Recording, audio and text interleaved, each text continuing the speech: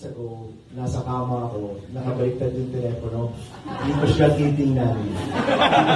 Nanonood ng My Little Pony ba yun, honey? Nanonood sila ng My Little Pony. Medyo may memorize ko na yung My Little Pony, ganyan.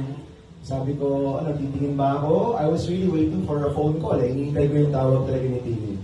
Hindi na ako nakapigil. And I took a look at the phone. 250 messages, 80 messages, 150 messages, lahat. Congratulations, congratulations.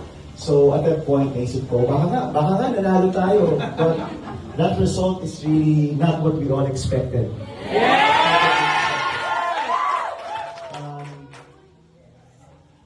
I'm still not sure about that result. Ang taas niya, di ba? I know among ourselves, ang tingin natin, abot tayo ng number 6 to 8. In fact, may nagsabing 8 to 10. And sabi ko, baka kaya naman siguro mag-number 8 man lang. But this morning, nag-uusap kami, either mag-6 to 8 tayo or number 15 tayo. But this is really an unprecedented result. At yan po'y, gaya ng nasabi ko kahapon sa ating misa, hindi yan dahil lang sa akin. Dahil po yan sa ating lahat. Lahat po tayo dito nagtrabaho, kumayon, nangumbinse.